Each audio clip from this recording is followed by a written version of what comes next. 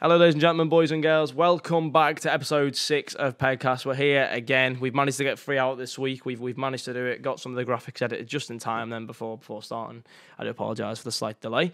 But no, today we are here with Symbiotes, and obviously the familiar people I'm sure a lot of you are aware of, Ark and Asterix, both from the RSC and ERS community, the pair of them. So, no, thank you very much for coming on, guys. I'm glad to have you here. Glad to get this done.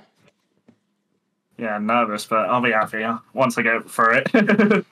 Yeah, no, it'll be good. It's part of me the too. game. Yeah. I've been watching the last few, and it's been really good what you've been doing. So yeah.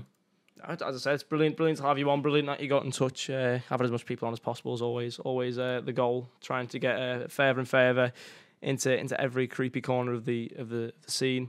Every creepy team, creepy crawly. I don't know why I'm sticking with the word creepy. That's not what I was trying to intend to do. But I'm talking about the dark corners of the esports scene. Get everyone in there, get every team around. But no, that's good. So we'll give a little rundown of the day before we start, as we usually do. So we are going to have topic 1, organisation, background and information. Topic 2, owners, background and information. Topic 3, achievements and ambitions. Topic 4, staff team and playing teams. And then the final topic, which is one of the other questions, which is just a little fun thing at the end to give a good night to the viewers and to use for some short form content, as everyone loves to do. But no, without further ado, we'll go into the first topic and get down to business and delve more into the information. So I think to begin with, when did you first get the idea of creating the organisation? Obviously, that one's targeted more towards Ark. Okay, I will just say I've been ill this week, so if I do cough and stuff and sputter I got up, it's I've been quite unwell. So I wasn't really interested in starting an organisation initially until myself and Sato were having quite a bad season within RSC. We were very successful players in season 4 and 5, and for some reason we just didn't gel on a team together. Nothing to do with comms or friendship. It was just the fact that we were doing everything we could, coaching sessions and stuff just wasn't working. So there was a GM application that opened up in Steenos' old franchise called Heaven's Call, which is now Forge, one of the longest standing franchises. And I thought I'd apply mid-season. Sato wanted to keep me within the franchise. He was having IRL issues and then just dipped one night, forced all the ownership onto me with Waifu Fan Club. And I took it from there, took the GM, and he stayed as AGM in week 3. We were doing really poorly in franchise standings when I took over, and then all of a sudden, within 7 weeks, we finished second in franchise standings, won 2 tiers, and I won GM of the season with only 7 weeks in charge and no experience. So it kind of fell off the back of that successful season, really. I'd always put off being a GM within RSC because of it being draft and not understanding it fully. And then, because it was forced on me mid-season and I did really well, I thought, why not take the plunge and create an organisation and go in with it fully from the next season onwards. Yeah, no, I think that's actually really interesting because you mentioned Heaven's Call, and that was the first team that I got signed for when I was in the RSC very long ago. That was the first team that I was signed for, with Steenos, funny enough, as the GM. That brings back so many memories. I've actually forgot about Heaven's Call, but no, that's Forge now. Okay, fair enough. They beat me the other day in ERS as well. Oh damn, getting their own back on me. Reverse sweep as well. It was a painful one. Yeah, they've had a few rebrands. It was called Ancients, then it was Heaven's Call, and now it's Forge. I mean, I guess it keeps it fresh, keeps it on the ball. But now I think what's interesting about these questions are where the organisation creation idea comes from.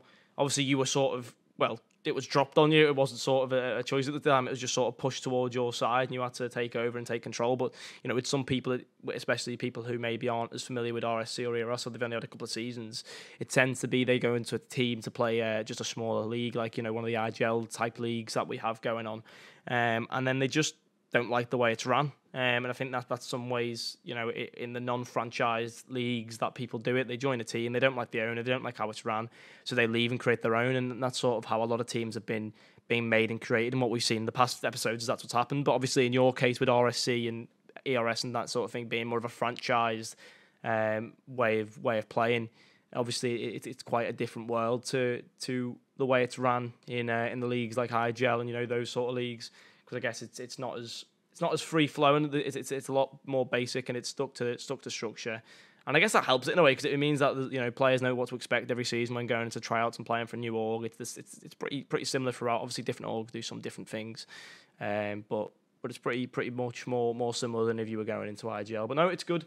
It's good to hear. So, do you want to talk about when you got involved with the org, Asterix, for the first time, when you first heard about the org? Well, obviously, at the time I was still playing in RSC when Symbiotes was created, and obviously I was a player, and then I was my own GM. So obviously I've known about Symbiotes since I was in RSC as long as it's been around. So, and then obviously Ark wanted to step down from being a GM after, was it season 8? Ark that you said that? 9, I think. Yeah, so I took over from season 9, and yeah, that's how it went. I've not been involved for long, but we're doing well. So yeah. Did you have any previous experience before that sort of time, even just as a moderator or staffing experience? Where was the experience lying before that? I was part of many of the staffs in RSC. I was also an AGM for Heaven's Call when it was a thing with Stenos. So I remember you being on the team as well when you joined us. Yeah. Then I took over from Fane in season 7, Quantum. Right. So obviously I had the experience. Then next season 8, I had my own franchise. Yeah. As I had, taken over from Fane pretty quickly. And I think I got top 7 in that season from being bottom of the table. So with like 6-7 weeks, I had like barely any experience. Came top 7, which was quite good for us. Yeah. And then I took over from Ark in season 9. I had my own org, Internet Explorers, and then I wanted to go into something a little bit more serious. So I spoke to Ark, and then got me involved with Symbiotes. Me and Asterix have always been kind of pretty close in that respect, and it was me who forced the AGM spot on him with Stenos as well, because Stenos was severely lacking in organisational skills, and he needed someone to help him. And I thought Asterix was the best person for that. And obviously, with Asterix winning a tier with Internet Explorers as well, that's when I noticed how good he was at picking people in draft. I was always good with pre-made teams, but Asterix was always the person who had the nous for draft, and something I possibly struggled on because obviously I looked at pre-made. So I thought Asterix was the next step for Symbiotes, and we've just gone strength to strength, and we'll get to more later with the placements and stuff. Yeah, well, that sounds like you had the plan all along, Ark, to bring him into your future organisation, pushed him to the AGM spot of Heaven's Call, getting him warmed up in the oven just to take him out when he's fully baked and ready to go. Yeah, it's fair enough. It's fair enough. It's a good way to do it. It's a good way to do it. But no, that's a very very good story and a successful stand, and the experience is there. That when you're speaking to me, it was like I'm listening to the football league here with the way managers are moving about in there with all the experience they've had moving from bottom to 7th. But no, it's good. It's good to hear. So all's going well. Then I take it, Asterix, at the moment. You're enjoying the role. You're enjoying the challenge. I am. It's actually quite nice because obviously Ark has knowledge of admin, so me and him bounce off ideas, and then with the AGM as well, 3 of us come together, bounce off ideas, and it works really well between us. Obviously, sometimes I'm not around because of uni and work from uni's the hardest thing in life, but we all work together. We're all a team, and it's like one big family, which, is quite nice for us. We all work, we all have our own ideology and strengths. So, I'm the draft guy, Ark's the pre-made guy, and then the AGM fills into whatever we need. So it's always like a good thing. So it's quite good, and it's worked really well for us for the past 3 seasons. Yeah, I think it's a good relationship to have as well. It's the best sort of working relationship to have. It's the working relationship that you like to have in real life as well, with that sort of family feel, and you all come from different backgrounds, different places, and you've done different things. But it's good that you have the same thing in common, which is the sights and the aims for not only Symbiote but also RSC and placements and everything around that sort of goal in the esports scene. Which is why I was really excited to get you guys on stage. I know the positive movements that are being made in the scene. Many places around, Symbiote included. So it's good to see. So moving on then, how long has the org been in operation for? The org is coming up to 2 years old. It was started at the beginning of April in 2021. Yeah, that's good. That's good. So you've gone for quite a while then. Would you say it's much more active now than it was at the start, or has it sort of gone in and out and dipped in and out, or? I feel it's dipped in and out. There was a period where Symbiotes was like one of the most talked in franchises. Obviously, with how successful we was in the beginning as well. But with the work commitments, I don't think we have not the ability, but the time management to make it into a fun server for everyone to come and do community games and stuff like that. A couple of franchises that do this brilliantly, and I will commend them for it, is Sanctuary and Valkyrie Knights. They're brilliant with organization and getting people involved. Whereas admin of RSC and head manager of ERS takes up the most of my time. Whereas Asterix has got uni as well. So when we're really successful and when we were really engaging with the server, it was amazing, like one of the most talked in servers. But recently it has dropped off a bit. I did try and sort that out in the pre-season last season with adding games to the server and stuff like that. But I just don't think it really picks up unless you actually put the time in to actually bring people in and play community games and stuff like that, which again is something that we kind of lack on. But yeah, it is a big server still. It's still got 500 people in, and people do talk now and again, but just lacking on the community aspect, I think.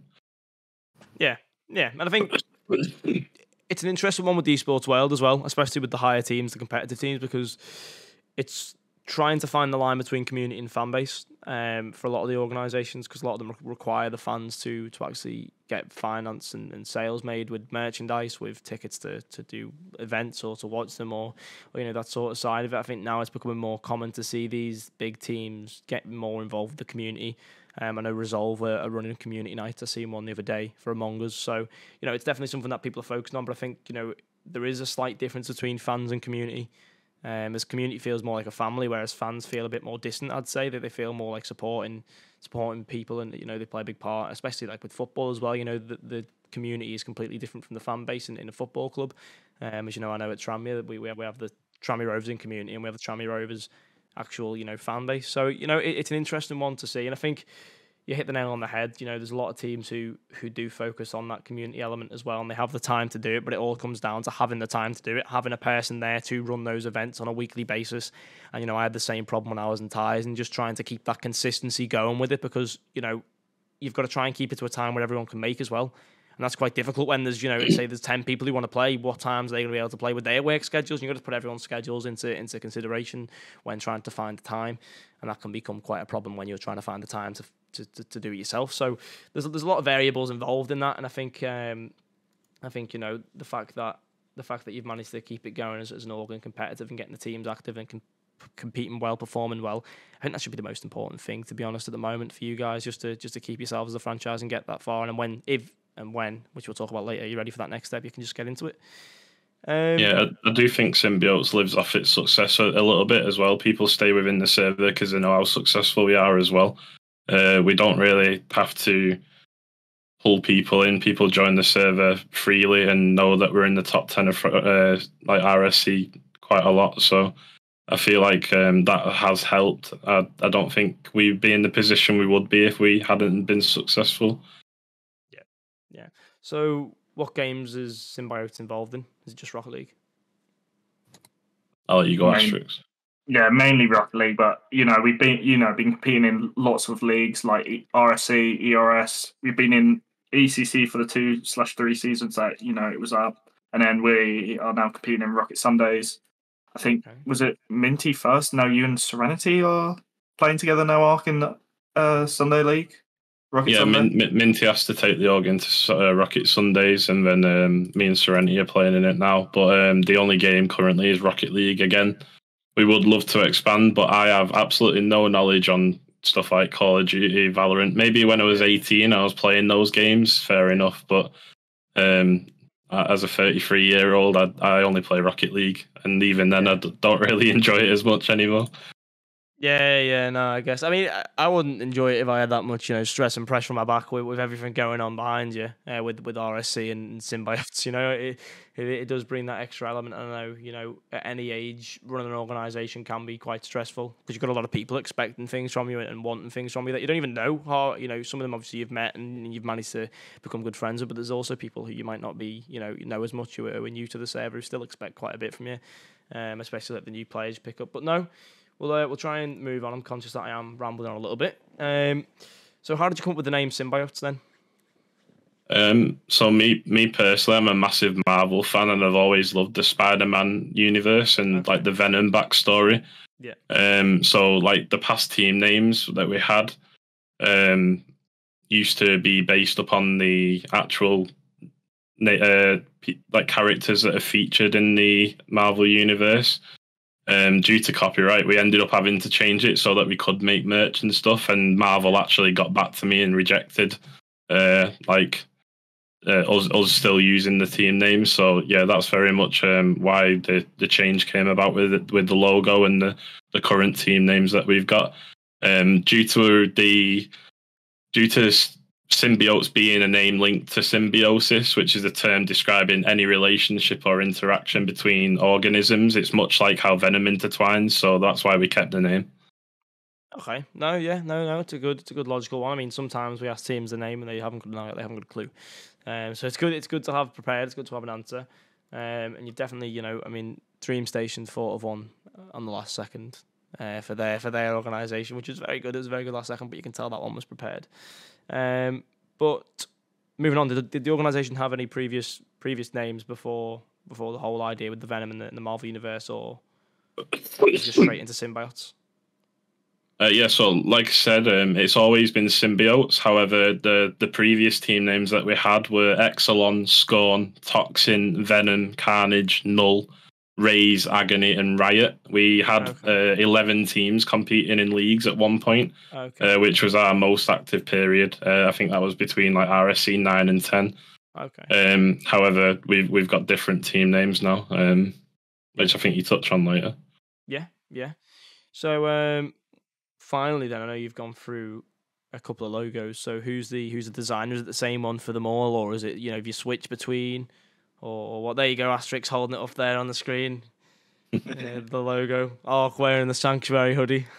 Yeah, I've already been called out for that. I might go and put that shirt on in the break, but I'll let Asterix take this one. Yeah, go on, Asterix. Well, obviously, when we had our first logo, which was the Symbiotes one, it was done by Rav. Obviously, he did, I think, most of the logos for RSC at the time, but obviously the new one was done by Gamers Apparel, which we have rebranded and had our merch created from. So yeah, obviously this new logo's quite nice.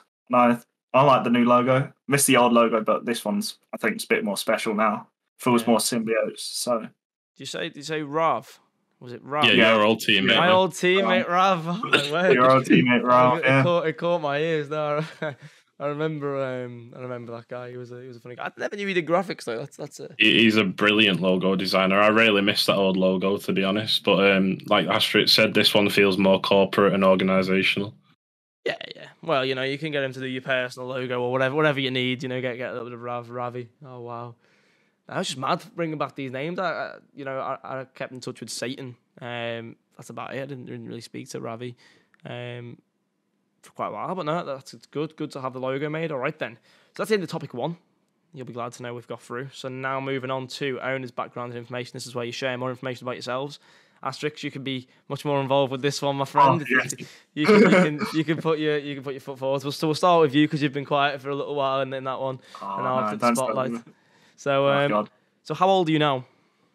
I'm 20, so I'm not as old as Ark. Obviously, I'm the youngest one in, I think, the management of Symbiotes. Yeah. So obviously, I feel the youngest one there with the most experience. But other than Ark, I don't really see anyone with more experience than me. So obviously, with time, I think I'm going to have more experience at some point. Fair enough. Confidence. I like it. I like the confidence. No, coming out with confidence there. Yeah, fair enough. So how old were you when you got involved with the RSC and you got involved with the whole sort of team system? I must have been about 18, 19. Like, I'll be closing on the 19. So obviously didn't join straight away, but I was like involving myself slowly after like the first 2 seasons of Symbiotes. Then so I was about 18 when I got involved. Yeah. So when did you get involved? Not involved. So what did you do before getting involved with like the RSC? Was it just ranked, or were you playing IGL or any other leagues? What was sort of the thing then? I was only playing RSC because obviously I've always enjoyed RSC. Like I was in part of it since season 4, Team with Arc back then when it was like really small league. Obviously now the size of it is ridiculous. I can't blame Arc though for doing all this work for it. So obviously I was Team with Arc back in the season 4. Then I started moving into the management of being an AGM, and then I was on the transaction committee all the way, and then obviously decided for one season I wasn't going to AGM and went through draft. I went to Sentry's team, might have Hades. Then I think did pre-season there, and then Fane decided to leave. So then I went to do the GM position of Fane, and then after that successful season, I had one season of my own with Internet Explorers, and then ever since I've been part of Symbiote's family. Yeah, I mean you've definitely had a lot of different teams, both player and staff, and you know you've definitely, as you said before, you have got the experience. You can back it up. Not only are you confident, but you can back it up, and a lot of people can't find that backup. And you've got that big list of time spent at all these different organisations and different combinations of owners, pairs, and stuff like that. It's like an assistant and a general manager of normal football in that sense. It's pretty cool. Would you say there's actually anybody that you've had as AGM who you'd say, or you've been an AGM and they've been a GM, that you said that partnership was just elite? And that you were like a pair of socks? I think it was me and Twisted. Obviously, Twisted's no longer in the RSC, which is upsetting. But when he was AGM during the draft season, he got his team, Challenger, to not drop a game. So didn't lose a single game throughout the whole of regular season and in the postseason, which was quite impressive. So obviously, I think that one was like, obviously, that partnership was good. Obviously, I think Source now being the AGM, I'm starting to now find that connection with him, which is quite nice. But Twisted was definitely that first one that I felt, Do you feel it helps to have that sort of relationship with somebody when you're working that closely with them? Do you think it's important to make sure that you have a friendship established and you have a good working partnership there? Oh yeah, for sure, because it makes the draft easier. It makes everything so much easier, finding the players' tryouts and everything, because obviously me and him would be up to like 2-3 in the morning on Rocket League playing and just discussing draft. I think one time Ark joined us and he was like, saw our casual MMR at like 2K and he was like, what have you been doing? And I remember that night when he saw us that at 2K MMR and he was just shocked that that's what we've been doing, being on Rocket League talking about draft and everything. So the amount of spreadsheets these guys made for that season to be successful though was ridiculous as well. Like Twisted came in and he'd actually been messaging me in season 9 asking me to pick him up. And when you get the vibes off someone where you think there might be a smurf or you think they're trying to get into a franchise or doing something wrong, he was just constantly in my DMs, but he recognised that Symbiotes was a top franchise and he was like, can I join? And I was like, there was just something about him that I felt off about. So I ended up letting him go to Asterix that season and they ended up winning a tier. So like that's when I finally brought Asterix and Twisted over, and it was like Twisted made all these spreadsheets just to make the organization run perfectly, something I could have never done at that point. And like we got a lot of stick for being the first unbeaten team in RSC. Yeah. However, the work that people put in to make that happen and scrim every day and stuff I've never seen it before. And obviously we only see that as management as well in the private channels. So the Asterix and Twisted was top 2. No, it's crazy, to be fair. Some people can do that. Some people can just get on with it, and it comes as first nature. Especially with making those spreadsheets and making sure everything's run perfectly. I know, when it's yourself, probably sure you felt like this as well. When it comes to making spreadsheets, you sat there looking at the same spreadsheet again and again and again. It just gets more boring every time. You think can't be bothered doing this anymore, man. It's the same spreadsheet going over. I know, it's like the two little devils on your shoulder, the angel and the devil, going, oh, I need to do it. No, you're not doing this. It's crap. And it's one of those fights you have to have with yourself, especially when you sat there at 2 o'clock in the morning looking at the same spreadsheet, trying to literally all the jobs in the league, all through Google Sheets or some of the apps. Yeah, it's you do fall asleep sometimes looking at them, but you even fall asleep sometimes looking at them when you look at them anyway for stats and stuff when you're trying to find stuff. I can't imagine how it is editing them. It's definitely not something that I'd be patient enough for. Let's put it that way.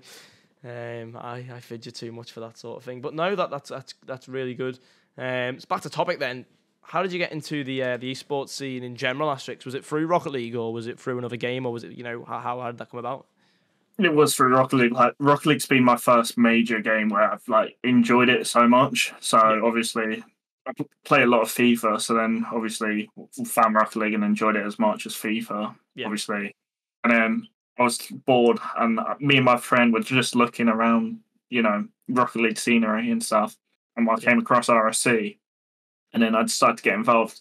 Completely forgot it was draft in season 4, and I remember tuning in just as my name had been picked, and I was like, oh, okay, now I'm going to see how this goes. And then joined, and I was playing with Ark on Ancients with Stenos. So I think it was me, Ark, Stenos, and I can't remember who the fourth was at the time. Pretzion. But yeah, Pretzion, that was it. And that's how I've got into the competitive scene in Rocket League. I haven't gone anywhere else. It's just been that one game that's always been here. So yeah, I mean, it is as the title suggests, grassroots esports, and there has been players that have passed through RSC and gone into the level of RLCS. Gom being probably one of the most recent ones to make it into Guild Esports and to go through the RSC. I remember playing a 6-man's game of him back when he was SSL and he was still cocky and still egotistical, and it's finally paid off for him. So I'm happy. We got along in that respect, but. No, it's good. It's good that you got there, and I think that's what RSC did for me as well. When I was first there, and a lot of the people, it does bring that competitive element that we strive for as human beings. We love to be competitive, and that's why we like the football, we like sport, we like those different channels. But if it's not that sort of thing you're into, then gaming, getting involved in the competitive gaming, and I don't know whether you touched upon RLCS previous to that, or whether you touch on it now at all. Even are you a big fan of RLCS, or are you not too bothered by it? No, not really. I've been in and out. I haven't watched it completely, consistently. I'll just be dabbling in and out of the times. But I definitely went to the London with everyone, met everyone there. Yeah. That was quite fun. Obviously, met Hark in person. I met most of the RSC in person. It's quite nice. But no, I'm not really into my RLCS as much as I was. But no, I dabble now here and there. Yeah, I think it's sort of, it's 50-50. Some people get more involved with it. Some people don't. Some people go the opposite direction. Depends on what kind of person you are. I mean, personally now, with the way I am, I don't like watching mainstream RLCS, so EU and NA.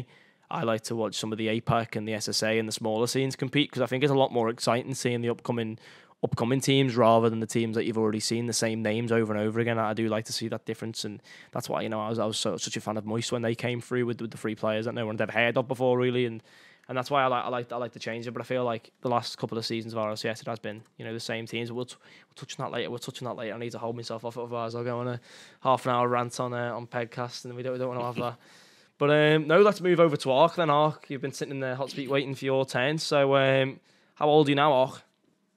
I am 33, but I've felt 50 since becoming admin and Orgona. Fair enough. Yeah. Well, are you getting aching bones yet? Are you getting arthritis? Or? Not quite that. Just loads of bugs and stuff during the year, and I've always got a cough for some reason. So yeah, we were talking about that. Yeah. Well, I mean, as long as you're pulling through and you keep going, that's all that counts, I guess. So let's take this all the way back then. So how old were you when you created RSC, or around RSC? I was 31 when I created Symbiotes. I joined RSC when I was probably around 29 or 30. Yeah. Probably 29, because I think I joined the IEL season 6 first. Okay. Yeah. You've been there for quite a while, and you've got, there's a lot of people around then, or some people around, I'm sure, that have been there since then. If you know any people you've been with since the start, or has everyone disappeared since? I really enjoyed the first season in IEL, so I initially played with Caldi and Sam, and Caldi is someone who's on Symbiotes for this season, or the season that's just been finished. Yeah. So I've seen him around, and obviously there's names like Exile and stuff that have been around for seasons upon seasons. So yeah, still in the mix with some people that I knew from the start. It's around 4 years, right? 4 years, 4 or 5 years around. That's it's a long time. I mean, that's gone through the entire COVID period as well. Was it prior to COVID that all this sort of happened with IEL and that when you started getting involved? Yes, IEL was prior to COVID. I was just working in a mental health hospital at the time and playing on my days off and stuff. Played up a tier with Caldi and Sam. Ended up finishing mid-table as people who were supposed to be in the division below. I got moved up pre-season because of how well we were performing. People didn't like me in shooting on a team and got reported, so they put me up for some reason. And then, just ended up enjoying that season and then finding RSC. I've struggled with anxiety and depression in the past, so it took a lot for me to join these leagues, and seeing how welcoming they were initially was the start of getting into it. Yeah, and I mean, not only have you now joined these leagues and become involved as a player, but you've also now probably been one of the biggest driving forces of the RSC success since you got that position. And especially in the past couple of seasons, the Rule 1 partnership and the lands that you've been bringing around. Even Landon, I guess, was a massive success for you, as to see all those players that are coming around from something that you've helped drive forward. I guess that must be a pretty special feeling. Yeah, it was an off-the-cuff LAN. It was only arranged a week or two before, and we had 60-odd people or more turn up, and obviously ran it like RSC, where we drafted them into teams. And to be honest, all I did was put my feet up. Everyone else ran it for me. It was perfect. I loved it. Yeah, the one way you don't have to get your hands dirty yourself. Yeah. Well, I mean, I guess that's more enjoyable for you as well when more people are getting involved. And I think it's good. And I think you'll agree that it's at a point where now you have people who can actually do that for yourself. But I don't think that when you first joined that was the case, right? I'm sure it was a lot less helpers around to moderate and help you do stuff like that. Yeah, it took a long time to get RSC to where it was. When I first joined, I initially joined in season 3 and I didn't enjoy it. I didn't enjoy it. I didn't really know anyone, and I had anxiety and depression, and seeing people drafted into random teams kind of made it awkward for me. Yeah. So I took the decision and just told my GM I didn't want to play. I took a season out and watched from the sidelines to see how it worked. And then in season 4, I signed up for draft again and ended up winning the tier after I left Asterix mid-season. I ended up going to another team and winning. But it took a while. RSC only had 89 players at one point, and then I envisaged it being a really big league and put my ideas to the task and revamped everything, and here we are. Yeah, so when was it that you got brought on in RSC, and how did it come about, you getting onto the staff side of things? How did that work? So I won in season 4. I was already trying to help create a better streaming platform because the streams were put on irregularly. It was just decided where, it was mainly playoffs that got streamed, and even then it was literally just streaming the Rocket League game. There was no real caster staff. There was no real graphics. So although I came in and made it very minimalistic with the stuff, it was literally just PNGs upon PNGs being put onto the stream, but it made it work for what it was at the time.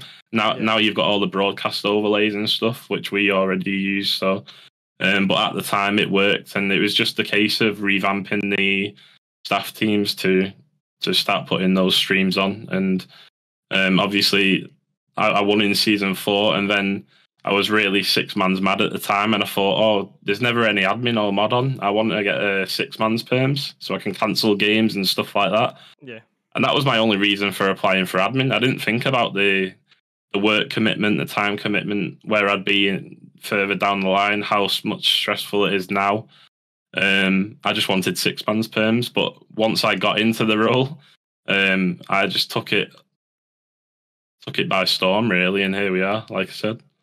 No, I mean, every great thing comes with something unexpected, right? I mean, 6-man's perms to basically, putting the server where it is now on the map. And, I think it is probably, I don't know if you got the stats for this, but the biggest EU tournament organisation, or at least league organisation that there is in the European, especially for like, open European sign-ups. Now you've got the Rocket Benelux and the Tele League and stuff like that, but this one's for open Europe sign-ups. Outside of national leagues, I think we're definitely the biggest grassroots league. Outside of national leagues, I don't really have stats, but when we previously looked it up and for projects and stuff, I think we're definitely the top one now. Yeah.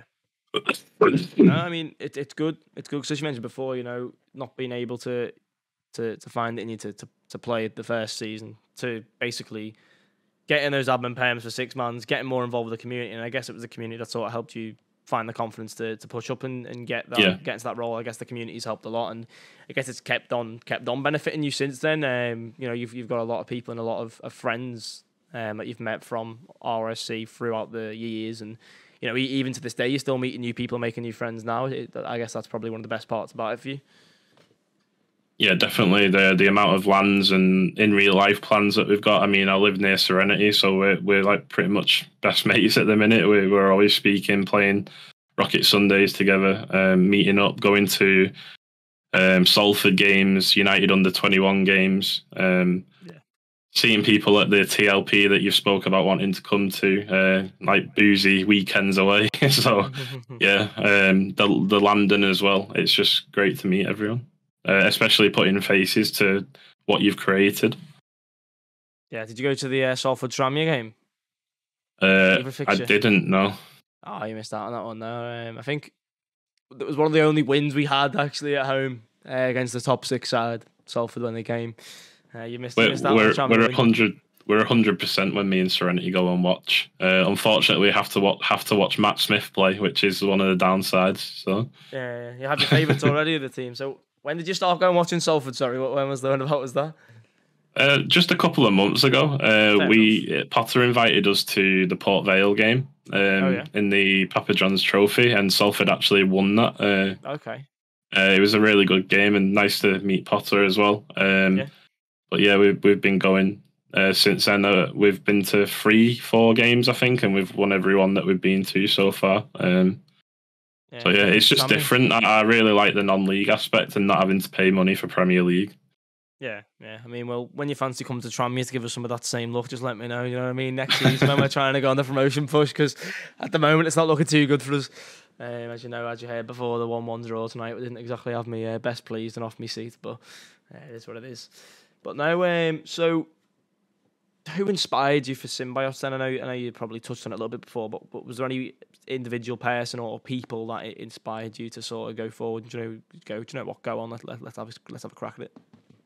Yeah, definitely. So, like I said earlier, Sato was one of them. He forced the role on me and basically gave me his franchise while he sat out and said he'd take AGM, but I didn't really need his help as much as I thought I would when I first took over. He's a really nice lad and he went through the same issues as me with anxiety and stuff. So it wasn't like someone down to earth who could help. Also, the other great franchise managers we'd seen in RSC, especially Shires. Shires was someone I'd won the trophy with in season 4.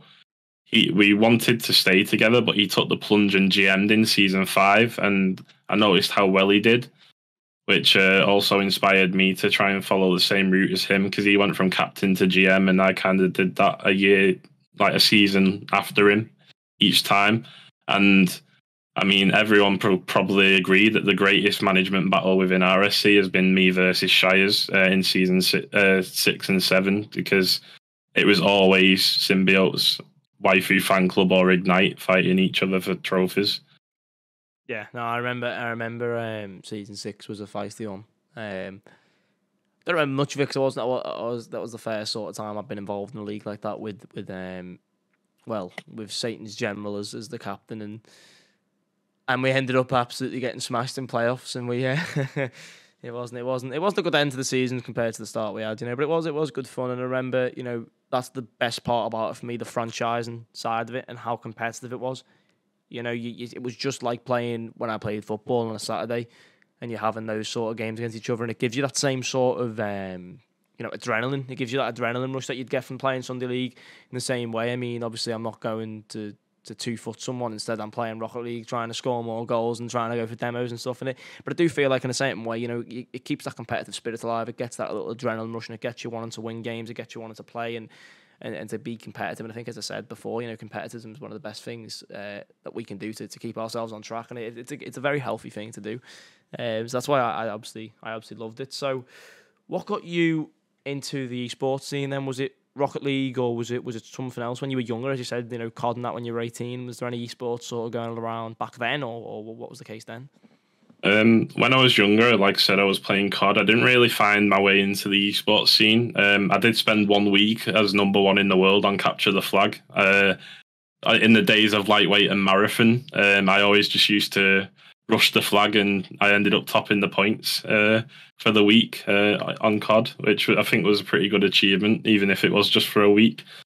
And then after that, I kind of got into RSC and IEL, obviously. Had the anxiety and depression, took a while to come out of my shell.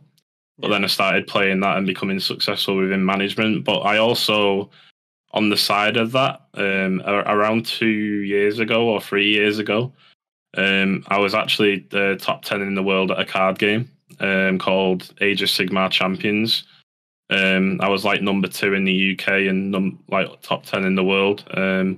Unfortunately, the game ended up dying before they started getting competitive prize pools out. They announced a 10K tournament and then put it in the middle of nowhere in America, like literally in the middle of a desert, and the game just died.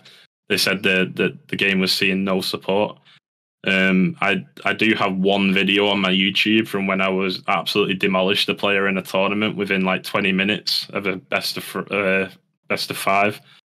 But yeah, that was 2 or 3 years ago. So I really enjoyed that at the time. So was that like a tabletop card game then, like a bit of Dungeons and Dragons style sort of thing? It's like a bit like Magic, but okay. It was I never really liked Magic and other card games. However, the mechanics for this game were really, really intriguing and was really easy to understand. And you didn't have to play catch up with the cards, because obviously Magic's been going for 20, 30 years. You didn't have to buy that amount of cards. And obviously it's expensive with Magic as well. Oh, cool. This was brand new. And obviously I got into the scene early to manage to get into the top 10 in the world, and obviously top 8 in UK tournaments all the time. So I enjoyed traveling in UK to tournaments for that, but yeah, it died very quickly. Yeah, so I guess you've been around the competitive sort of gaming scene for various different tasks around the years. Then definitely, even the week in Capture the Flag, even at that point, that's probably the point where most people are playing COD. To be honest, there was a lot of the COD was one of the biggest games alongside like the Halo and the FIFA back 10 years ago. Well. Yeah, Black Ops 1 was my all-time favourite. I used to love cross-map tomahawking as well. We had a clan at the time that used to count how many spawn tomahawks we got. Yeah. I ended up with like over 1,000 at one point. So we just used to be really cool on that. But with the card game, it's where I actually got my name Archaon from. Okay. It's one of the demon leaders for the Chaos faction. So I just really took to it and made it as my name. Fair enough. Asterix, actually, where did you get your name, Asterix? Actually, on that, just give me another question. Oh, I can't remember. I remember just I was quite into I think this is hard to think because I haven't thought when it came about, but I remember playing and I was just going through names, and then obviously I think just I was putting an asterisk actually in, and then I was just like, let's edit that name up a bit, and then I was like, that looks really nice, and then went from there. Yeah, I guess it is. It is in a way a satisfying to look at name.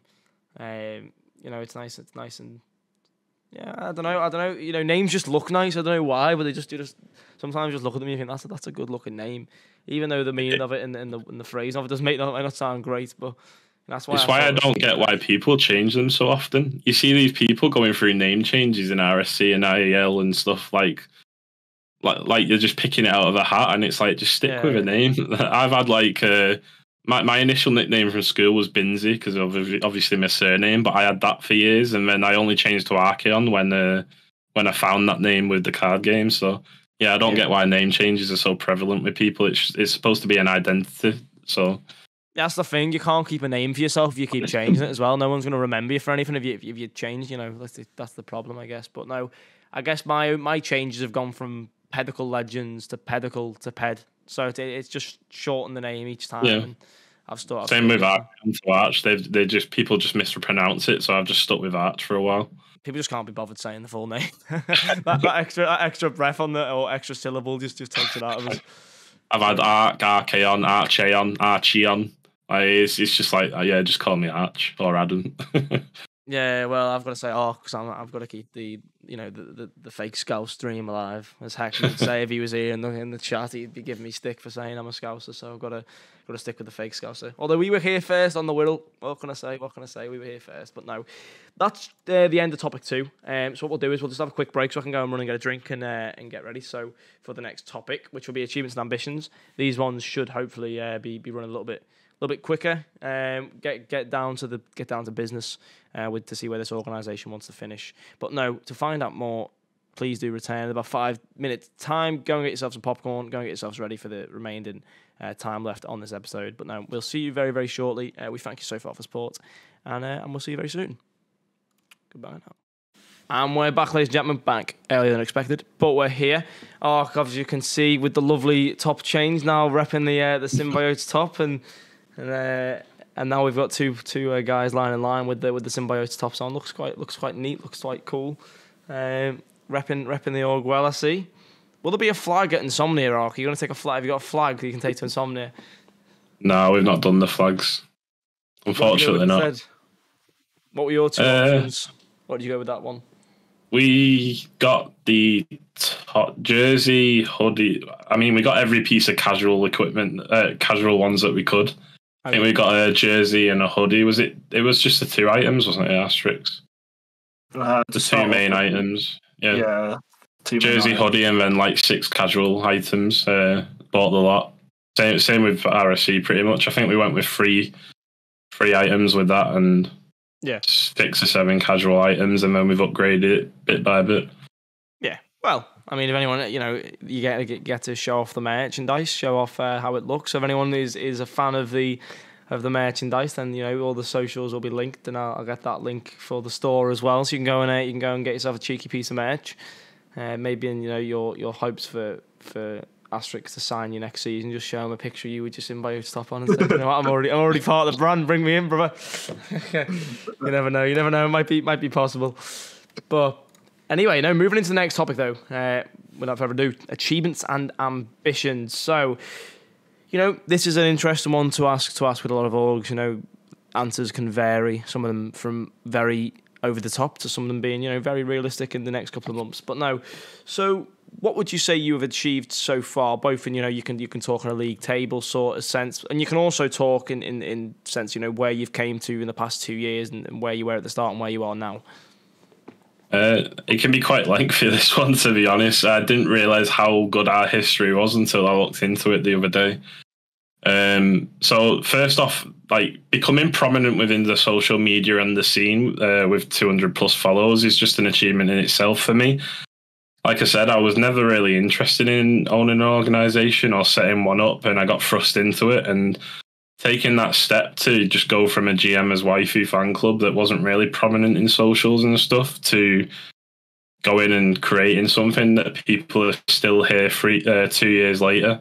And we've got merch and socials and 500 people within the Discord server is just an achievement in itself, I think. Yeah. When we look at results, we are actually the most successful RSC franchise in history. We won 5 tiers, which I didn't comprehend until the other day. The next most successful franchise in the RSC is actually called the Worst Franchise, who were only prominent in the first 4 seasons and won 3 trophies. And then there's 4 other orgs on 2 trophies. This consists of rival champions in season 7, 8, and 9. That was when I was GMing, and I was pretty much an expert in the rival tier and how to build teams and stuff like that. Asterix came on board and won Prospect in season 9 as the underdogs as well. Everyone expected B-Shake and John to win, and we ended up beating them in the final. a really great achievement, because we literally said to our team in the final, like, you've finished second place, well done. And then they went out and surprised everyone in the final, winning 4-1 and 4-0 in a bracket reset. And then in season 10, Asterix and Twisted built the unbeaten team of Challenger champions. So in regards to RSC, that's our history. In regards to ECC, we earned 2 promotions over 2 seasons in different divisions. So a bit of success there as well, even though we weren't in it for as long. Yeah, no, I mean, as you said, a lot of blown success in terms of playing and players. Would you say there's any successes off the field, other than following it, like just in terms of structure? Is the structure improved from how you did it at the start to how you do it now? Has anything changed from when you first got into it to what you do now? Is there anything that's changed in terms of processes or spreadsheets or organisation of it? Yeah, 100%. I was kind of going to touch on that in the staff team later on, if you want to save it for then, or we go into it a little bit now. Yeah, we can do. We'll save the juicy information for the next topic then. So moving on then. I mean, this is quite a simple one. So how do you believe you were able to achieve the above achievements? Pretty much strong and dedicated management. You're always going to get the odd person saying, "Oh, you're fixing," or you've done stuff wrong. But in the end, I showed, even when I was just a player and a GM, that I was driven by ambition to win. I don't sit back and let people be like half-assed or not take things seriously. I've shown that in the way I run RSC and ERS as well.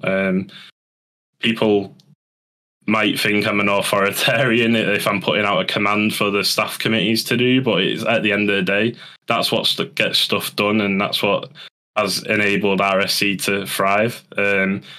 So also knowledge of most of the players within RSC. Obviously, I get to process these players, see people's trackers, seeing them play within the ERS as well. I've always watched grassroots esports streams, so I know a lot of play styles. We've always been the first franchise to post tryouts throughout every off-season in RSC. So we're always the first people to post in franchise ads. And again, an example of that this season was our rival team was bottom of RSC after week 3. Our captain was like, "Oh, we'll just vibe for the season. The season's done. Mate, you're only 3 weeks in. You're getting cut." I brought in a whole new team, and we finished second in the league by 1 game, I think it was. And we're runners-up in the final. We were 3-0 up in the final to win as well, and they choked.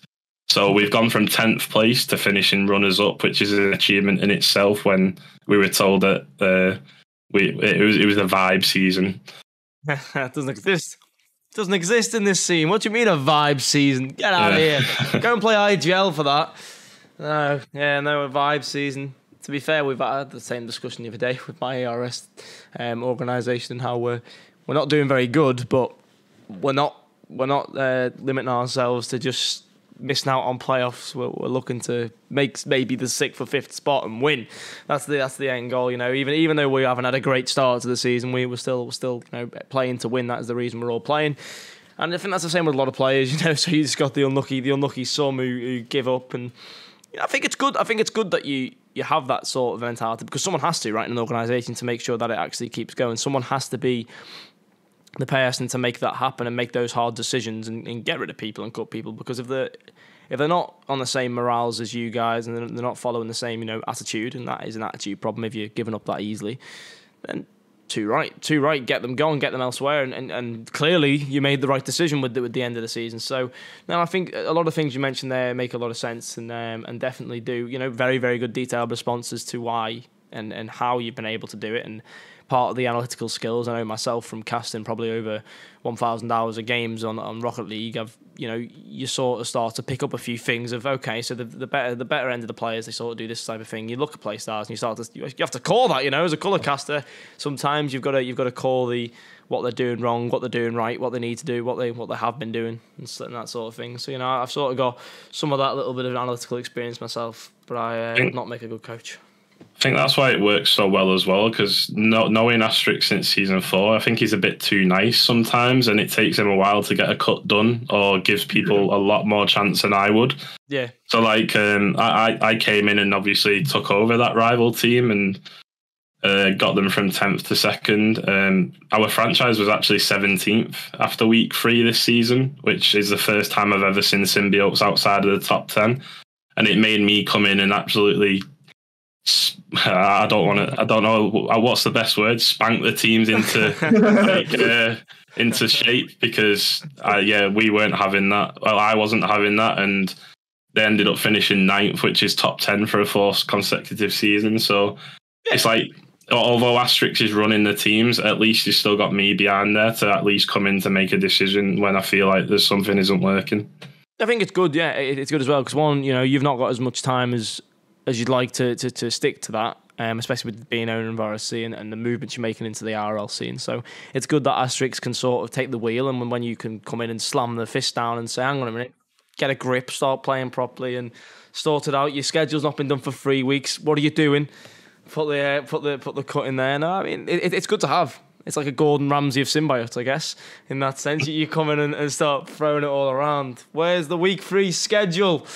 No. I think it's right as well. And I think it does give that comfort blanket to Asterix as well. So if he's ever confused on a decision, then he can come to you with your experience, and he can say, I don't know whether to cut, I don't know whether to do this. And I guess you can have that conversation. I think that's why it's going well. I mean, keeping your standards high, keeping those standards set is always a good thing as well. And if you can get into the discipline of making sure those standards don't drop, then I'm sure with every team you get, you keep those standards high, then you'll stay in the top 10 for a long time. And obviously with you being owner or admin of RSC, you do see what standards need to be set for teams, and you get to see on a front hand basis in the past, however many seasons, how teams have managed to keep those standards and what players have you came to the top. And obviously no one can keep track of every player in every division. If anybody can, then I'd like to meet them, because you need a photographic memory for that. A bit like Mike Ross off of the TV show Suits, just a photographic memory, remember every player and how they played in the series. But no, there's a lot of players in that league. Do you actually have a stat or a number of how many players have been in RSC, or is that too hard to sketch? I think the RSC ID members is at around 2,200 people as their own singular ID. Yeah, it's a crazy amount of people to play in. Is it how many divisions is it now in RSC? Is it 6? 6, yeah. 6, yeah. It's a hell of a lot of people, especially when they're only split into 4s. So, wow, yeah, I would not be able to remember that many people. I don't think you'd be able to remember that many people either, off the top of your head. But no, it's good. It's good to have. So, where do you see yourselves at the end of the season? And Asterix, we'll ask you this as being the current GM. The end of the season. Oh, well, top of the leaderboard again. Obviously, we had downfall this season, but I'm now back from uni. I'm, no more uni for me, just exams. But on that, I'm back. I'm gonna prove to everyone in RSC that I deserve to be number 1 GM again, and go for that GM of the season again for the 4th time. Try and get it again after I haven't succeeded at all yet. So yeah, that's the aim. GM of the season, first in the franchise standings, to prove that Symbiotes is still the most dominant team out there. Yeah. No, if you got any ideas on what your top tier is, where you think you're the best at? Anything below rival. Ark's got everything above rival for me, so that's good. And then anything below I've got, because obviously, as Ark would know, getting that prospect win in season 9, obviously he's always struggled and had a curse on prospect. They always get in somehow and then get knocked out. And you switch around a bit, switch fate around. Obviously, I've come in and got him the win. So obviously, I'm aiming to, Now it's like rival and above that we have an issue with. We've won prospect, we've won challenger, we've won rival, but elite has always eluded me. It's like I've won 2 championships in rival. I've lost 2 finals in elite, albeit I've not played in one of them. And it just feels like I'll never win elite at this point. And then master, we've always come close, but like either someone's broke the wrist and not played playoffs, or been like less able to play, or The team's just not performed on the day. And even the Premier teams that I've brought in, I've always brought in a team that I think in Premier, in the bubble scene, would win the league, and they just flop in playoffs. So it's like this season we had Tempo H, Creamy, and Edgeby. And last season we had Smokes. Who was it? Sorry. Smokes. I can't remember the other two, but I know Smokes. I mean Smokes in itself is a name that you'd probably fear now in RLCS. So even then, Premier just hasn't managed to go all the way. So I think Elite Master and Premier would be the ones to hopefully look at getting a trophy soon. Yeah. I mean, it's hard to keep up with these days. Players are flying through the tiers. Well, I guess that's the same with lower. I mean, I guess there's certain players who fly from prospect to challenger, and then challenger to rival, or some players. I mean, I know with DRS this season, with season 2, there's been players who have gone from academy playing with me and against me last season straight to challenger. They've just jumped to prospect like it doesn't exist. So I'm assuming that's probably the same there in RSC, and it's quite hard to keep up with that many players, as you said. You've got to be, especially with the Premier Team, you've got to be eyes on the bubble scene. So if you want any recommendations, I do cast a lot of bubble scene games, so just come and hit me up when you need me, and I can provide some names that I think could be dangerous. But no, I think ever since the Premier Team's come out, it's actually created that extra thing, and you do the weekly. Well, you did the weekly tournaments, you still do, obviously, which brings a lot of bubble attention as well. So I'm sure you try to watch over some of those arc and get some more connections in with those players. Yeah, definitely. Like I said, I've always contacted the people who I feel will win their tier, and it's just not happened yet. Anyone can perform on the day, and I don't think anyone would have guessed that Sanctuary would have won last season with Pluvo, Smashy, and Flyco. So a bit of a shock this season to see who won. Yeah. But yeah. It's part of the ball game, isn't it? People improve, and I guess that's the best part about it. I love an underdog story personally as a caster. The underdog story is always brilliant. That's why I want to win prospect this season, because it would be an underdog story with how crap we're doing at the moment. We're in 8th, so we need to get up. But no, you always follow the underdog, because sometimes magic can happen even in the top flights. APAC being a prime example, I know I've mentioned before, but I've got to rub it in again. The fact that Virtuoso and Elevate got taken out by Gaming Gladiators, thank the Lord. And I've watched twice that happened to Elevate, obviously being the powerhouse of a region, an entire region. Obviously, we're not talking about RSC now, but we're talking about whole region.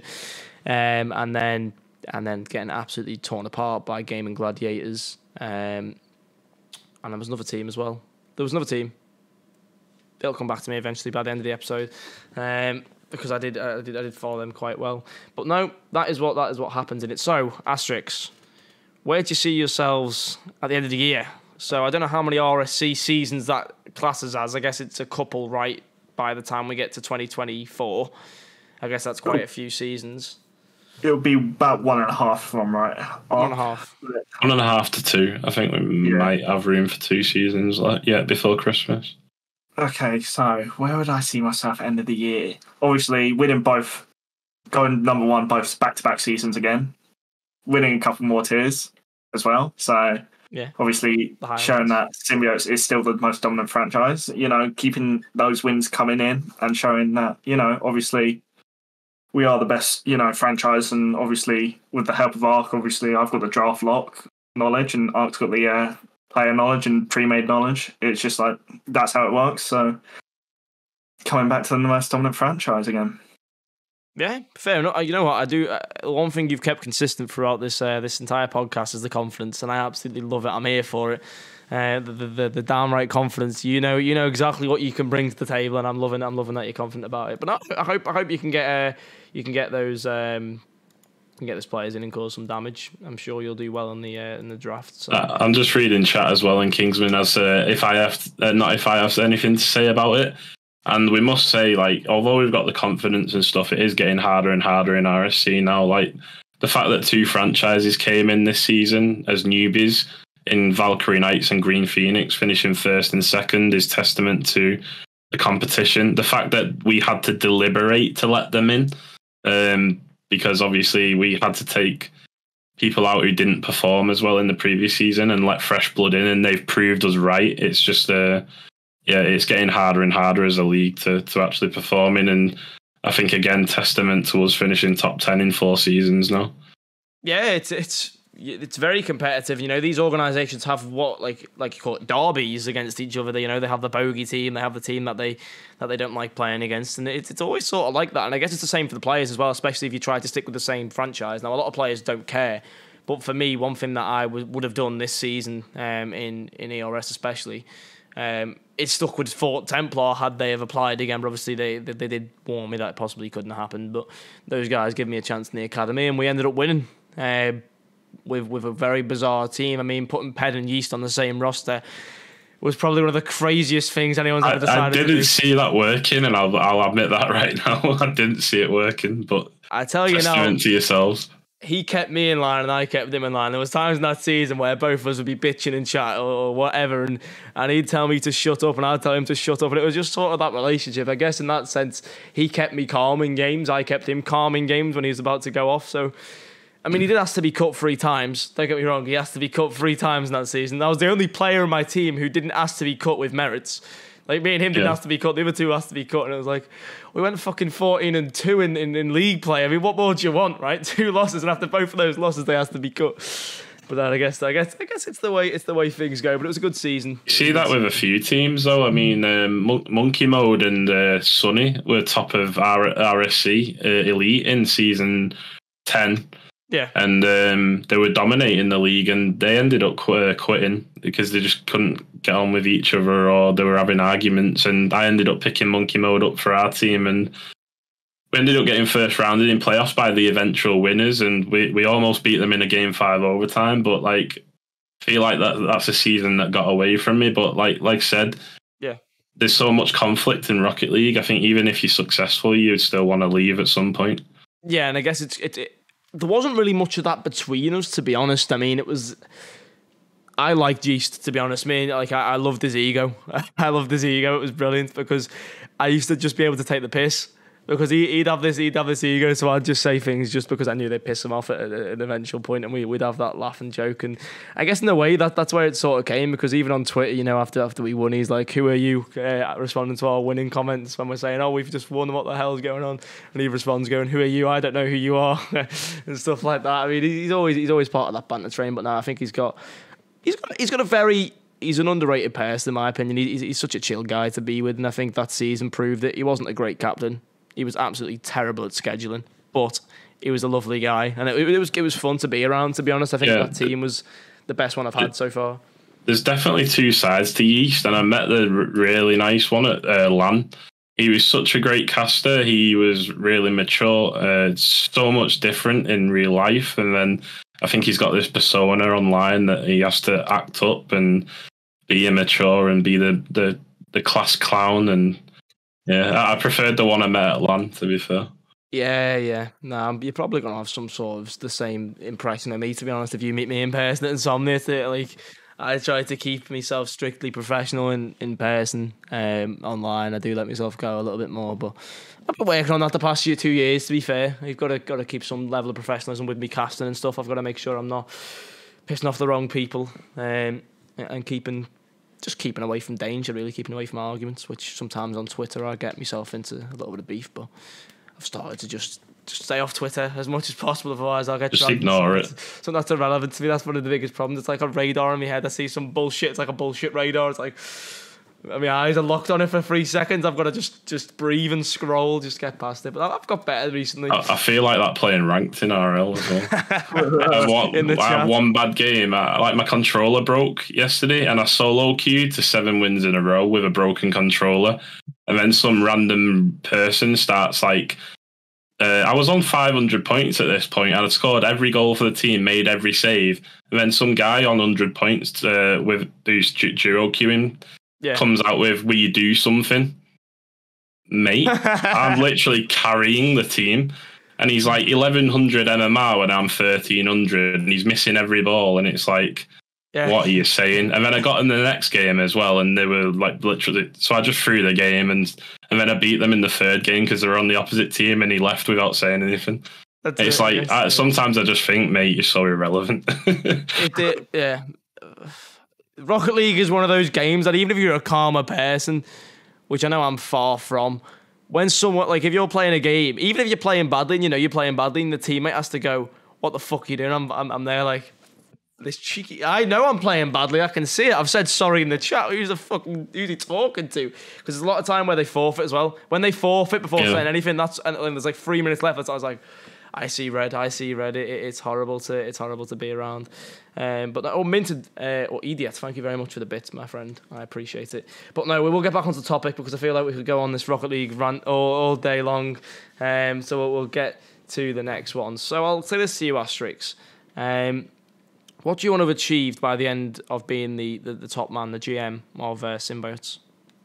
I just want my legacy there. I think having that legacy is always going to be a big part of it. Like, obviously, the next person that comes after me, I want them to also have the experience after Arcus, giving me all the options and opportunities to, get into management and help me growing. Yeah. I want to do the same and have my legacy left on, because obviously with what we are right now, it's amazing and I want to carry on for a while, but eventually there'll be one day where I can't carry on anymore due to, being too busy with life. So I want to enjoy it while I can now and then have a legacy left as, one of, Symbiote's best managers. Obviously, Ark's the GOAT of that. Then it should be me underneath, hopefully.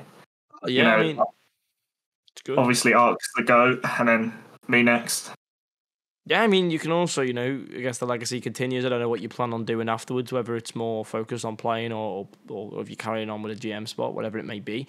But I guess if this is going to be your last team as a GM, for now, it's good to go on out as one of the best managers in the league history. And I think, you're on track to that. I've won 3 tiers and Asterix has won 2, so he's not far off. Yeah, just needs to carry on the season, I guess, this next season coming up, so... Good luck, Asterix. You got a hard task on your hand. Mark's not made it easy for you. This is where he throws now. Yeah. Oh, no, I'm not going to throw. I'm going to prove it and get 2 wins this season and then go one above Arc and then just go, you know what? That's me done. I'm stopping. I'm one above Arc. Just disappear then. No more GM Arc. I'm not ruining it after this season. It is hard to, replicate what you're doing each season, though. It is difficult to keep that consistency going because players change, players move up ranks. You might not, have a good understanding of the rank anymore. You got the prospect win time ago, but those players now might be far gone into rival or whatever. So I guess that's one of the issues with you guys. It's like, who do I go for here if they've moved? That's my worst fear with this org is the fact that we've been so consistent every season, and even last season when I looked at us being 17th, I was like, this can't happen. Which is why I got stuck in after week 3 to help Asterix out, because having to replicate the results season after season, that there is going to be one season where we don't do well. Yeah. And I thought it was going to be when we got shafted on the draft lottery and got 20th place average pick. And even then we finished 4th. So there is going to be a season where we don't do well, but that's our worst fear. And I think is why we're so successful and driven is to try and keep that record up. Yeah.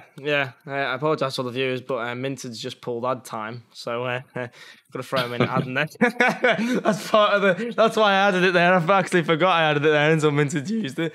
He's came in, he's donated 30 bits, and he's dropped an ad time. Fair play to the guy. He's put a perfect time and a perfect stream for it. But no. I guess it's a good problem to have, though, Arc. It's a good problem to have that consistency element, keeping it consistent, and then having the fear of losing it. It is a good fear to have because at least you've managed to have that time of consistently brilliant performances from the GM spot, and the teams playing for you.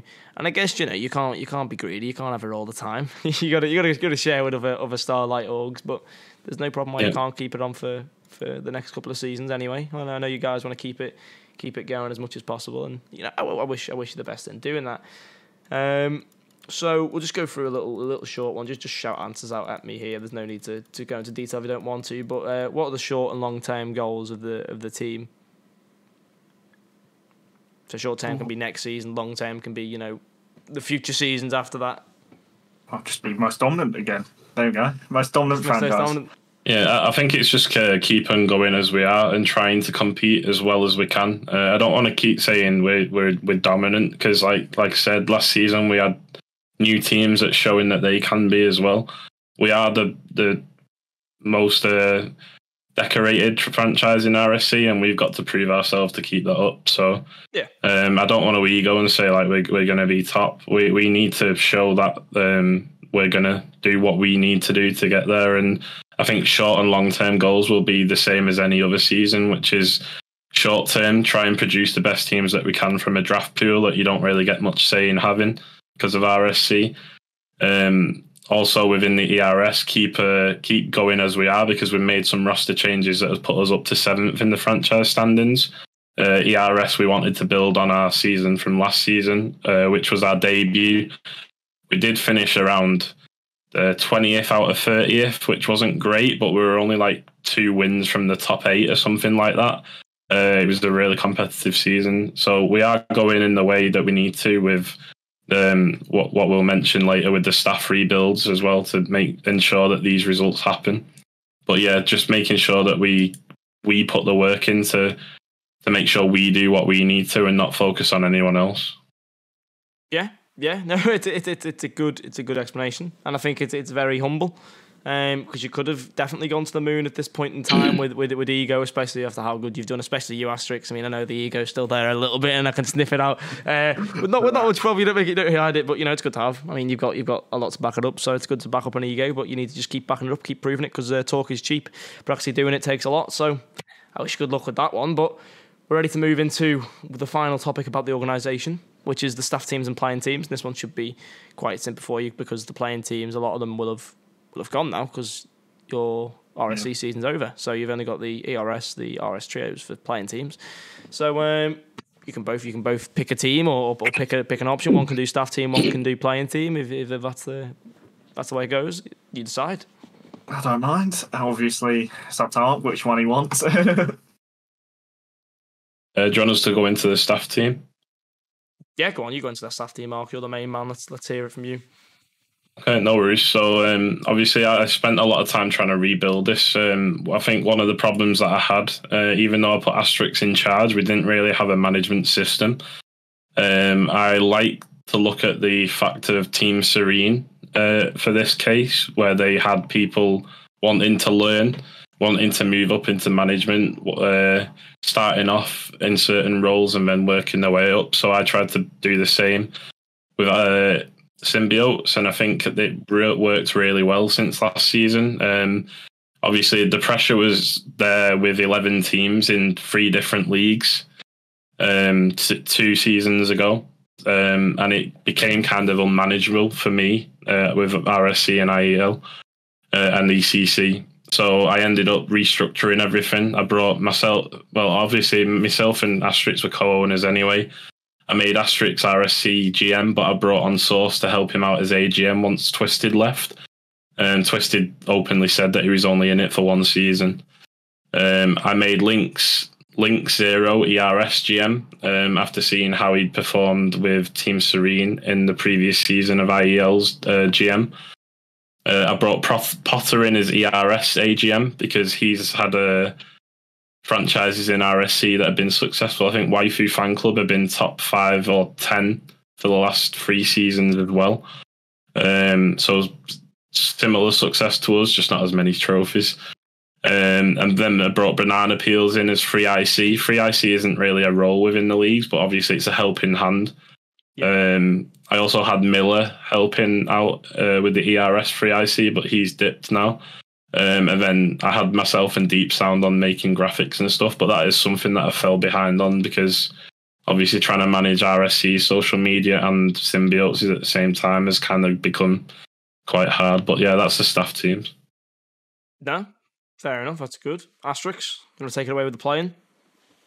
Oh, playing. Oh, God. Well, obviously, we made RSC Grand Final in Rival Tier last season, obviously. Losing 3-0 up to 4-3, getting reverse swept, and then 4-1, 4-0 in the bracket reset. I think you missed the question above asterisk. It's their team rosters and ranks for all the games played on the server. So ERS teams and stuff. Okay, so we have obviously the academy team of Source, Dambo, Aussie, and Ronan. Obviously, Source being C3. Ronan, is he around C2, C3 area as well? Aussie, high C3, maybe C3. And then Dambo being around Diamond area. Then we've obviously got the prospect team of Potter, Mr. Fool, Maui, and Kath. Obviously, part of the management for BRS. So obviously that team implies of Potter being about GC1, GC2, Kath being around low GC1, Maui's probably about the same, and then Mr. Fool being about mid GC1, GC2 area as well. In Challenger, we have, Lynx, Zoldy, Rapids, and Zyle. Obviously, roughly high GC2s, low GC2s in that team. And then Master is Beastie, Frantic, NW7, and Mike, all around, GC2 and above. So about GC3, we would say, average. And obviously, GC3 to SSL. Yeah. So that's the teams at the moment. We don't, and then obviously Rocket Sundays, obviously Arc and Serenity that I know of. Don't know if there's more teams that I do not know about. Yeah, RSC Premier was Tempo H, Edgeby, and Creamy. Severance, which was Master, was Clarky, Brun, Harvey, and Bryn. Anarchy, which was Major, was Exile, Dash, and Cal D, with Tenebrae Luna as sub.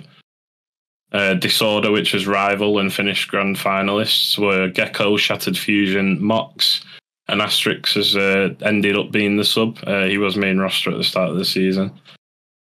Primordial, which is Challenger, we had Borsville, Fatality, Source, and Zax, who finished in the playoffs as well. And then Parasite, which was Prospect, didn't do too well, but they got on. It was Merit, Zacello, Red Ren, and OK then. Yeah, it's good. It's good. I think Merit has stopped playing now, hasn't he? Is he playing RSC? I know he's not playing ERS at the moment. He says he has, but I reckon he will, because I've seen him posting free agent ads in ERS, so I definitely know that he wants to play. He just doesn't want to ruin his experience from last season, playing with Ped and me taking him under the wing, and showing him what a victory he's like in the first season of ERS. Oh, that was a mad season, but I'm certainly getting my arse handed to me in season 2. So my ego's definitely dropping there through the floor with some of these teams. As I said before, the reverse sweep against Forge, where Wilkie, my old teammate, to beat us in the 5th game, flip reset over me, and it was me in net and me who didn't jump and me who just sort of watched and realised that I've just been clipped on, probably clip of the week, and it's by my old teammate. Brilliant. So no, it's good. So, decent performances around there. I know how your prospect team's doing in the ERS, and let's just say I can't wait to play them.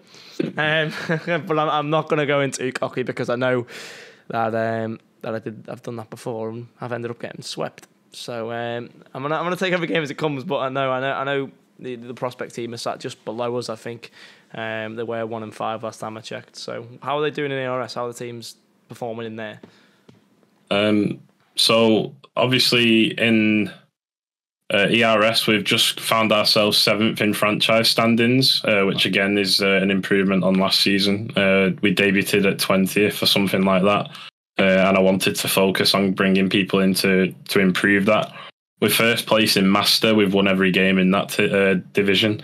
The main game that we're looking forward to is the cross-conference one this week, because it's against another it's against another top team from the other conference. However, we're without Beastie. So our team without Beastie managed to sweep redirect this week. However, doing it against someone who's first in the opposite conference is very tough, because Beastie is quite a phenomenal player at the minute. Yeah. In regards to RSC, we finished grand finalists in Rival, losing the final. They choked from 3-0 up. It was literally the most one-sided final you'll ever see up until 3-0. Oh, that was Evelios. Choked.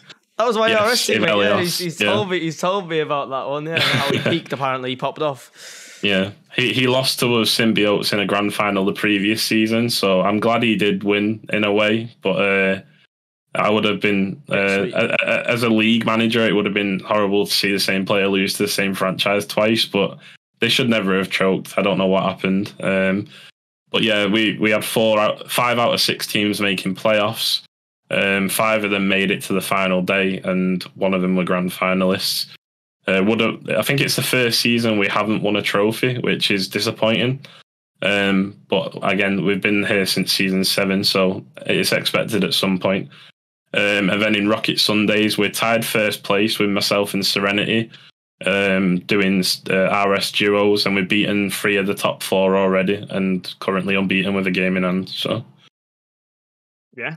Well, I tell you now, yeah, it's good going, and I hope the prospect team can pick up form before coming against the mighty Ped. Because I'm not gonna.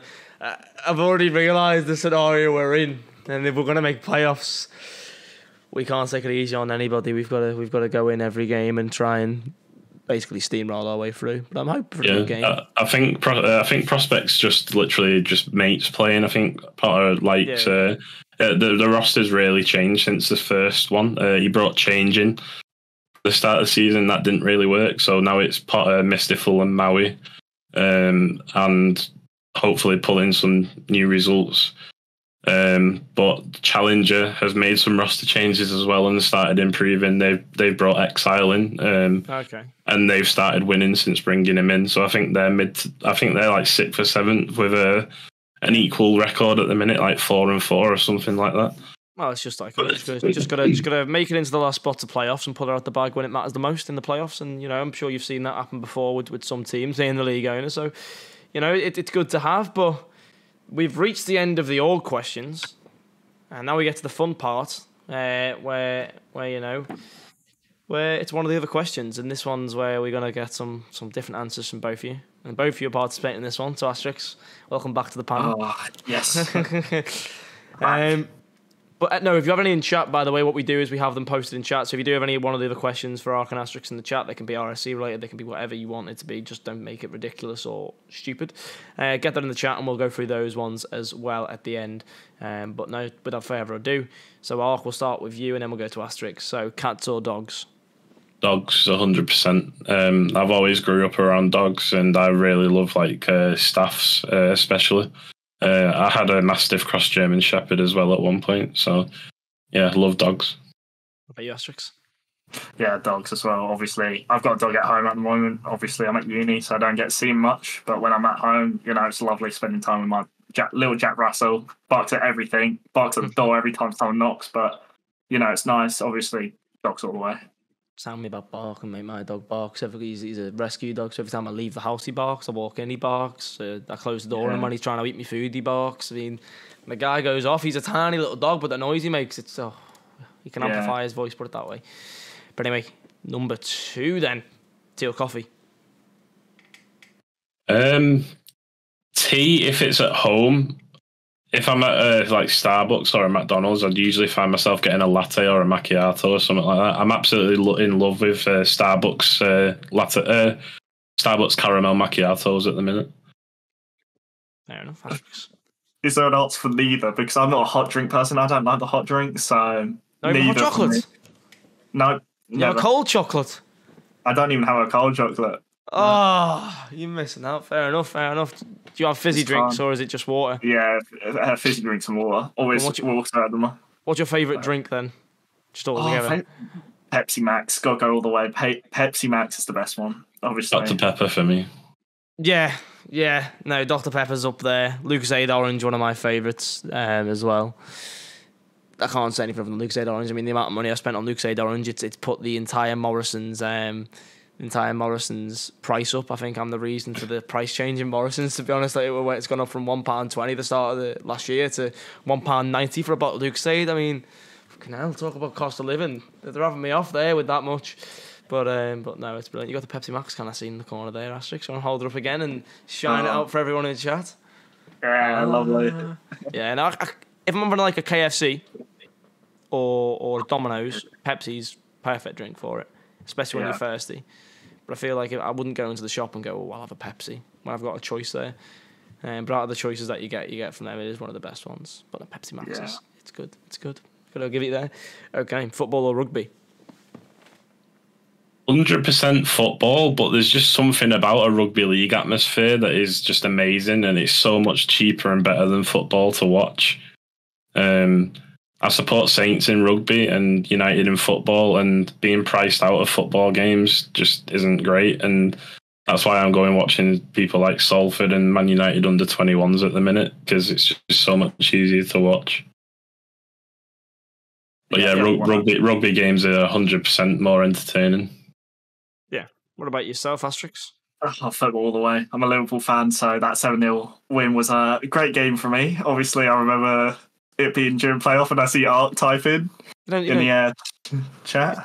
You sound Scouse, Asterix. I'm not Scouse, but, I have a lot of family up north, so... All right, yeah. Fair play. Ever been to a game? No, I've been to the stadium twice, which was quite nice. Done the tour. I haven't had time to get up for a game. Every time I try and go up for a game, it's so cold.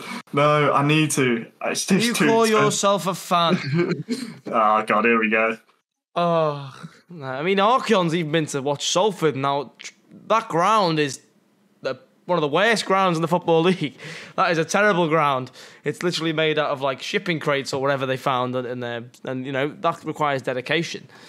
But I still go to my football games. I still go to watch my local team, Portsmouth. Who's your local team? Portsmouth. Pompeii. Yeah, that's where I go to uni.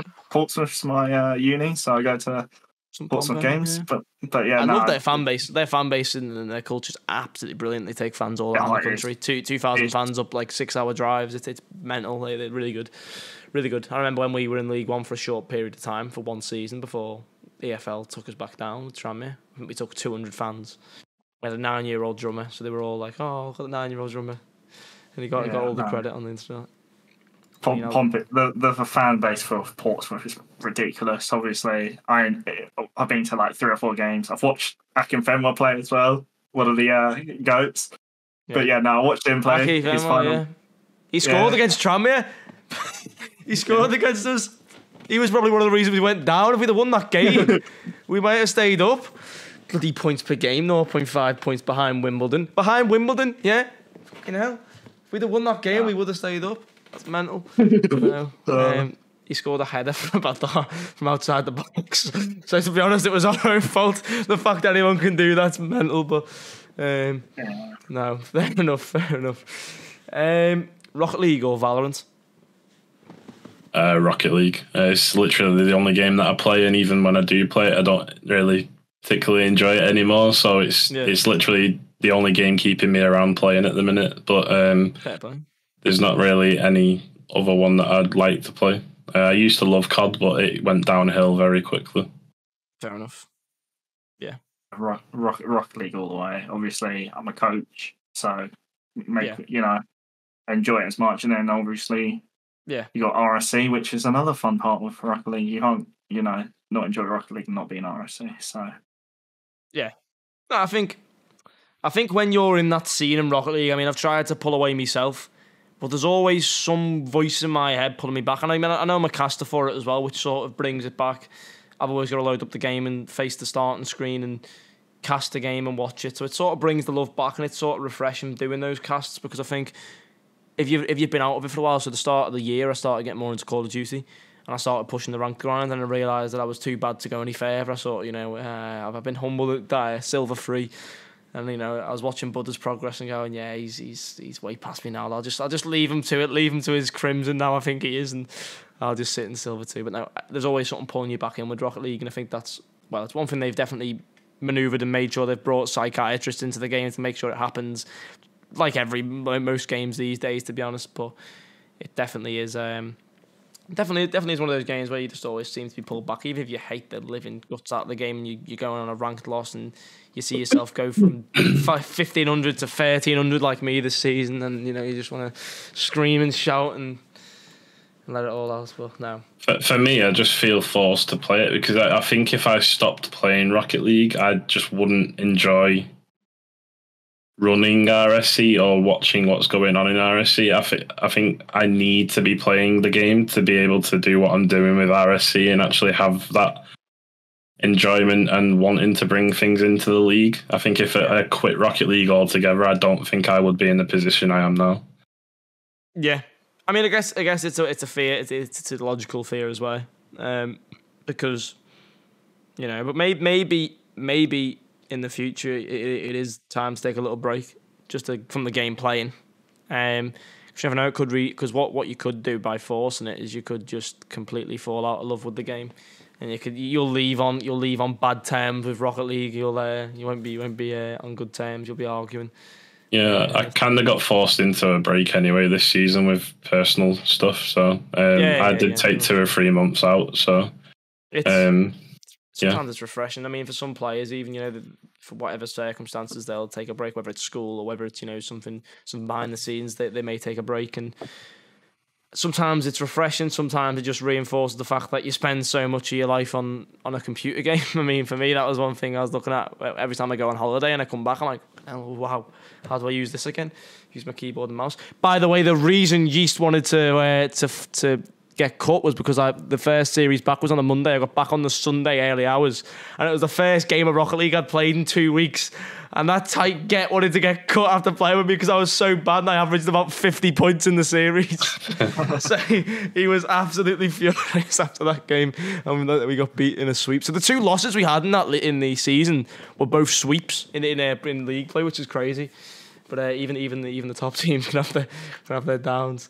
Yeast has been there, done that. I don't remember him doing very well in Rivals, so he did drop to Challenger to get this success. So, this season he wasn't top of demos. I know he's getting himself back up there now, but he's meant to be this demo main player, always rambling on about it. I need to see something on the stats board. So, I'm going to be sending this across to him. I did tell him actually earlier in the season, where are you on the stats board? You better not. He'll be coming after me when I'm playing against him.